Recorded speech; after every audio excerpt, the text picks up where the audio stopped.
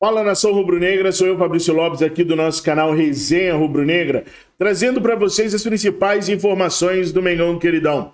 Nesse vídeo aqui, nação, eu quero falar um pouquinho com vocês sobre o Campeonato Brasileiro, quero falar sobre as possibilidades do Flamengo chegar e encostar e até mesmo ultrapassar o Palmeiras, até porque está dando um reboliço danado nas redes sociais, jornalistas estão preocupadíssimos com esse avanço do Flamengo, já tem muitos especialistas pedindo fair play financeiro para poder barrar nessa quantidade de contratações do Mengão Queridão. Só no ano de 2022, nós contratamos quase um time inteiro de reforços que estão brilhando ao longo do ano, ao longo da temporada, pelo Flamengo.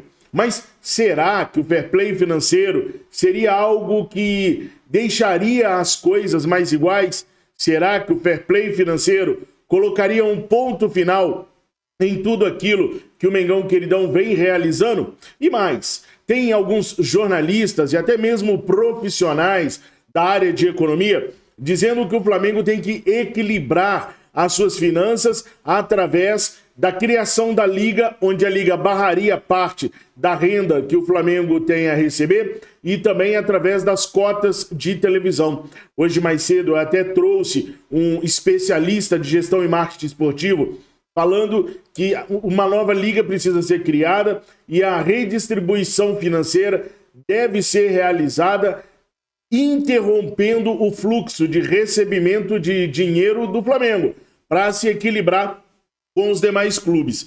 Como vocês sabem, eu não gosto só de falar, nem só de repercutir. Eu gosto de ir a fundo, eu gosto de ver números, eu gosto de ver como as coisas estão. E eu gosto muito do canal Resenha Rubro-Negra, porque é o canal onde eu posso mostrar esses números, posso colocar para vocês aquele algo a mais que quase ninguém mostra. Num tempo em que nós estamos trabalhando muito com a questão dos reforços, porque a janela de transferência está aberta, muitas vezes a gente esquece do entorno do Flamengo, do que faz o Flamengo ser quem o Flamengo é e por que a gente pode contratar tantos e tantos reforços assim. Então, nesse vídeo aqui, eu vou mostrar para vocês todos os números do Flamengo e se o Flamengo realmente precisa ter freada suas aquisições financeiras para que haja um equilíbrio no futebol brasileiro. Mas antes, eu quero te pedir para se inscrever no nosso canal. Tá vendo esse botãozão vermelho aí escrito inscrever-se? Aperta nele, aperta com gosto, com fé, que o YouTube não vai te cobrar nada e você vai se tornar mais um membro da nossa família rubro-negra inteiramente de graça, gente. Se não fosse importante você clicar no botão inscrever-se, eu não pediria, de coração. É muito importante para a gente continuar com o nosso trabalho aqui, você se inscrever, porque aí o canal cresce, é uma recompensa para mim, né, que estou gerando conteúdo, buscando informações do Mengão Queridão, com muito amor e com muito carinho para vocês. Então eu volto a pedir, clica nesse botãozão aí e ajuda o nosso canal, valeu? Além de deixar o seu like, é claro. Produção, roda a vinheta do Resenha.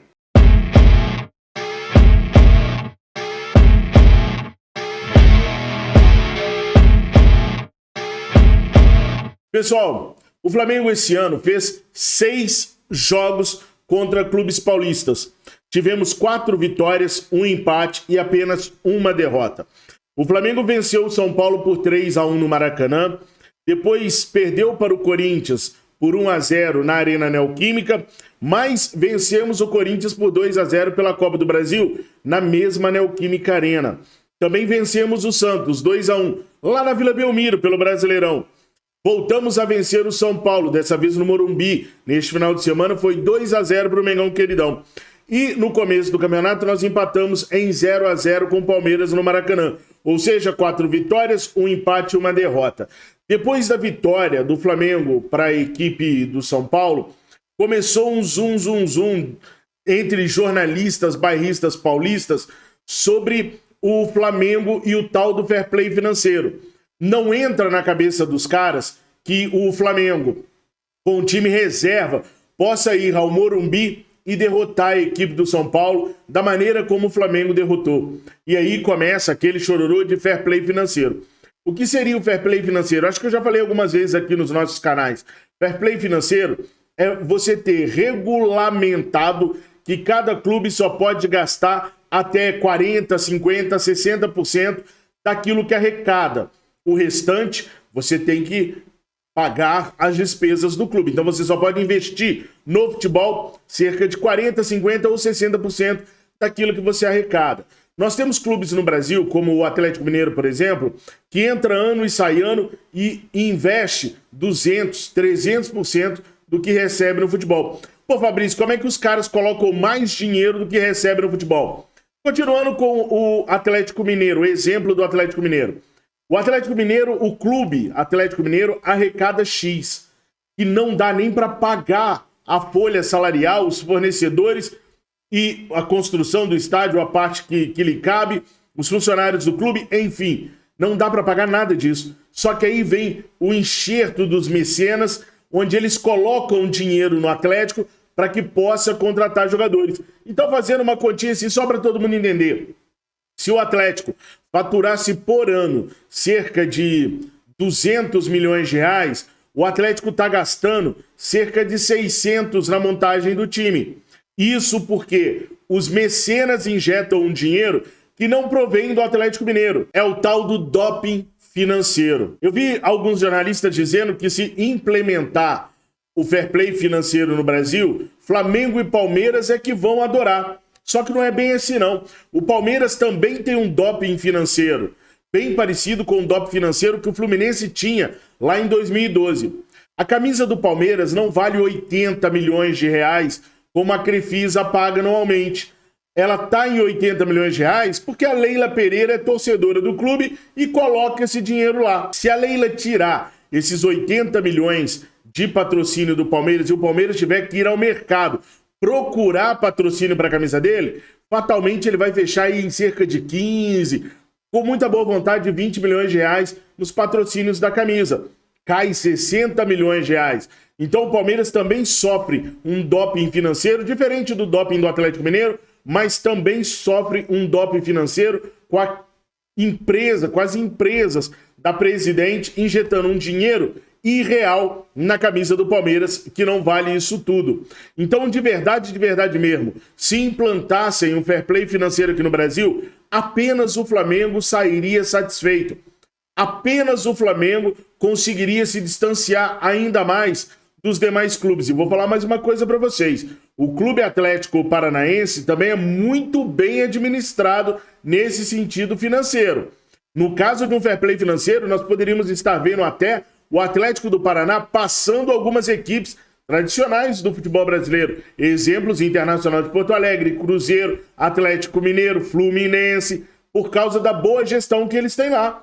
Então, esse lance de fair play financeiro, isso é um mimimi horroroso. E ainda tem um detalhe: estão fazendo uma corrente muito forte aí para uma renegociação das cotas de TV. Eu falei hoje de manhã para vocês que um dos grandes gestores de marketing esportivo do Brasil prega que a Liga tem que frear o Flamengo. Na criação da Liga, tem que se tirar dinheiro das cotas de TV do Flamengo. Ele alega que o Flamengo já ganha muito com sócio-torcedor, já ganha muito com patrocínios, já ganha muito com bilheteria. Não precisa de tanto dinheiro assim das cotas de TV, porque senão nós íamos ter uma bayernização do futebol brasileiro. Ele quis usar o exemplo da Alemanha, onde o Bayern nada de braçada nos campeonatos por lá. Só que o seguinte, qual é a justificativa para tirar do Flamengo aquilo que o Flamengo conquistou anos e anos a finco de muito trabalho? Qual é o ponto? Porque, pessoal, vejam bem, público no Brasileirão 2022. Os 10 maiores públicos do Brasileirão 2022. Primeiro, Flamengo 0, Palmeiras 0, 69.997 no Maracanã. Segundo, Flamengo 4-0 Juventude, 65.392 pessoas no Maracanã. Terceiro, Flamengo 4-1 Atlético Goianiense, 63.050 no Maracanã. Quarto maior público, Flamengo 1, Fortaleza 2, 63.976 no Maracanã. Quinto maior público, aí o Flamengo não tá. Fluminense 2-1 Ceará, 63.707. Sexto maior público, Fluminense 1, Flamengo 2, 57.919 no Maracanã. Sétimo maior público, Atlético Mineiro 2-0 Flamengo, 55.373 no Mineirão. Oitavo maior público, Flamengo 0, Botafogo 1. 54.981 pessoas assistindo no Maracanã. Nono maior público, Flamengo 3-1 São Paulo. 54.686 no Maracanã. Décimo maior público, Atlético Mineiro 0-0 São Paulo. 52.356 pessoas assistindo no Mineirão. Ou seja, dos 10 maiores públicos do Brasileirão 2022, o Flamengo está no top 4 e só não participa de 2. Fluminense, Ceará, Atlético Mineiro e São Paulo Futebol Clube. Agora, até o final do campeonato, o Flamengo vai tirar o Fluminense daí e vai tirar esse jogo do Atlético com o São Paulo daí, eu não tenho dúvida nenhuma. Ah, Fabrício, mas isso daí você está corroborando com a ideia do gestor de marketing esportivo lá que diz que o Flamengo já ganha muito de bilheteria. O Flamengo ganha muito de bilheteria porque o seu torcedor é engajado, porque a sua torcida é diferenciada junto às demais. Por que o Corinthians não está no top 10 dos maiores públicos do Brasileirão? Eles também têm uma grande torcida, também ganham bastante dinheiro das cotas de TV. Aliás, o Corinthians ganha a mesma coisa que o Flamengo na distribuição de cotas de TV. Um pouquinho, bem pouquinho a menos do que o Flamengo. E o Corinthians não está nos 10. E ninguém está pedindo para tirar dinheiro do Corinthians. É apenas o dinheiro do Flamengo que tem que sair para frear o crescimento do Flamengo. Ora bolas. Mas o crescimento do Flamengo foi feito com muito sofrimento de 2013 a 2018, cortando na carne para poder ter hoje as condições que a gente tem. Todo mundo quer ser Flamengo, mas ninguém quer fazer o que o Flamengo fez, né? Tudo bem, então. O Flamengo é grande no Brasil, não é? Acontece que o Flamengo é grande mundialmente falando. Raramente eu posto aqui interações em redes sociais, porque é chovendo molhado. Sempre é chovendo molhado. O Flamengo sempre é top 5 nas interações em redes sociais. Mas em julho de 2022, o Flamengo ficou no top 5 das interações das redes sociais no mundo. O Barcelona com 215 milhões de interações, o Real Madrid com 123 milhões de interações, o Manchester United com 105 milhões, Flamengo com 103. A diferença para o Corinthians, como é que já é gigante? 77,2 milhões de interações para o Corinthians, quinto colocado. E isso, pessoal, numa época de janela de transferências, onde Real Madrid, Manchester United, Barcelona estão lutando para refazer suas equipes, para fazer equipes mais fortes. Todo mundo está com os olhos para essas equipes durante essa janela de transferências. E o Flamengo ainda assim consegue ter apenas 2 milhões a menos de interações do que o Manchester, 20 milhões a menos do que o Real Madrid. Então o Flamengo é gigantesco mundialmente. O Flamengo dá visibilidade mundialmente, dá visibilidade inclusive para o Campeonato Brasileiro. O Chile hoje acompanha o Campeonato Brasileiro rodada por rodada.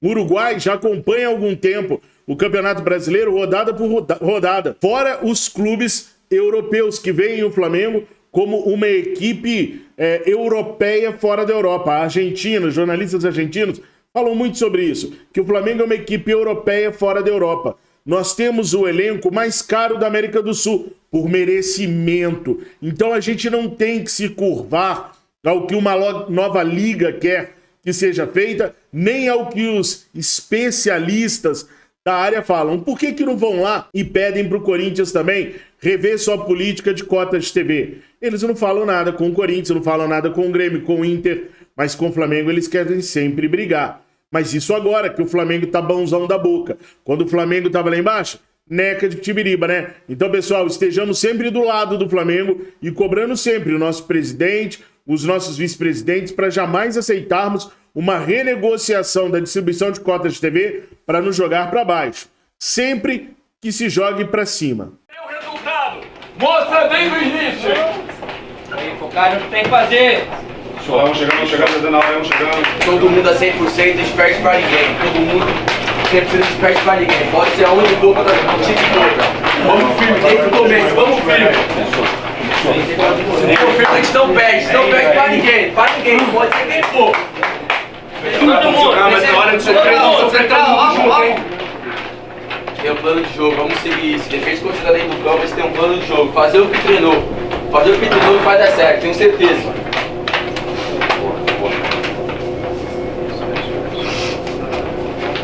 E a gente tem que tá vivendo uma progressão aí, né? Então a gente não pode mudar. O pensamento é vir aqui hoje, independente de quem tá entrando, fazer o melhor. E a gente veio aqui para ganhar o jogo, como o professor falou. Então a gente colocar aí o que a gente trabalhou, fazer o melhor lá dentro do campo, rapaziada. Porque assim, as coisas têm acontecido porque a gente tem comprado a ideia. Então no momento que a gente achar que as coisas vai acontecer natural, a gente tá f***. E a gente não pode deixar isso acontecer. Então o início já tem que ser forte. Isso.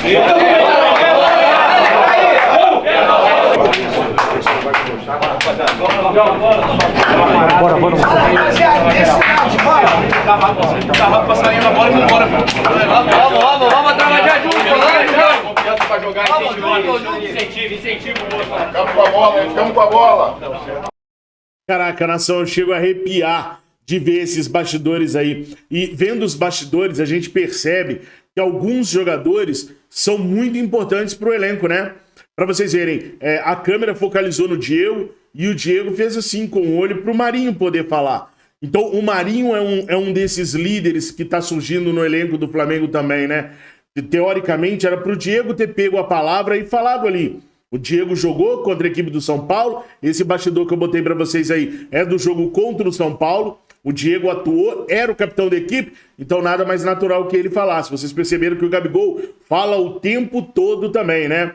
Mas quem pegou a palavra para falar com a equipe antes da oração foi o Marinho. Então esses bastidores são bem legais aí para a gente poder reparar a importância de cada um dos jogadores nos momentos em que a câmera não está em cima deles. As câmeras do Sport TV, do Premiere, não estão em cima deles, né? Por isso eu recomendo a todos vocês, quem puder, é claro, que assine a Flá TV+, tem coisas lá maravilhosas pra gente poder assistir. Agora, uma coisa bem interessante também foi o que aconteceu esse final de semana com os viceínos. Provavelmente vocês não estão sabendo, porque não nos interessa mesmo, mas o Vasco vendeu a sua instituição para a SAF por 3 rosquinhas e 2 pães de ontem. E os caras fizeram isso daí, ó. Espia só.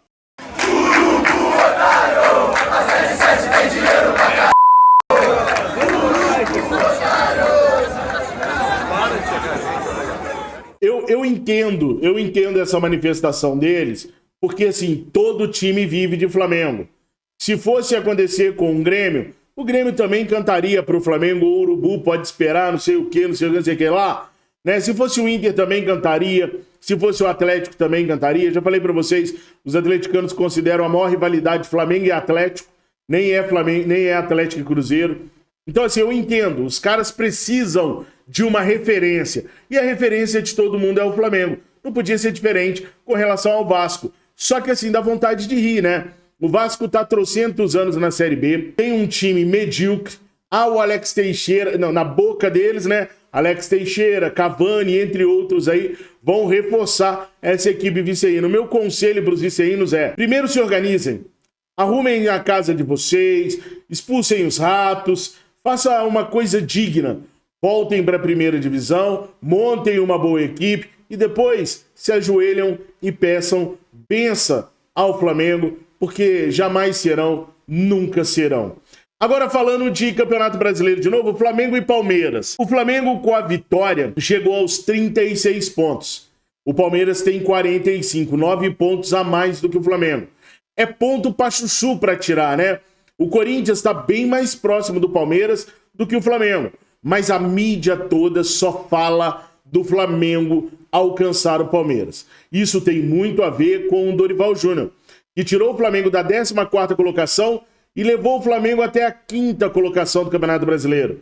O Dorival foi contratado no dia 10 de junho de 2022. Ele está para completar 2 meses de Flamengo daqui a 2 dias. Foram 17 jogos, 12 vitórias, 4 derrotas e 1 empate. 72,5% de aproveitamento. 36 gols marcados e apenas 12 gols sofridos. 5 vitórias nos últimos 5 jogos no Brasileirão. O Dorival deveria permanecer para o ano que vem? Sim ou não? Coloca aí nos comentários, por favor, se com o que a gente tem em mãos hoje, você renovaria com o Dorival Júnior. Eu renovaria. E vou falar por quê. Quando o Flamengo contratou o Paulo Souza, sabe-se lá por quê? Eu falava para vocês que um treinador, para ser bem avaliado, ele teria que estar acima de 70% de aproveitamento. Paulo Souza nem no Campeonato Carioca conseguia chegar perto dos 70% de aproveitamento. Juntando o ano todo do Paulo Souza, em determinado momento, ele ficou com 33% de aproveitamento, que era muito ruim. Já o Dorival Júnior está acima dos 70%. 2,5% acima dos 70%. O que, para mim, Fabrício Lopes, indica que o trabalho é bem feito.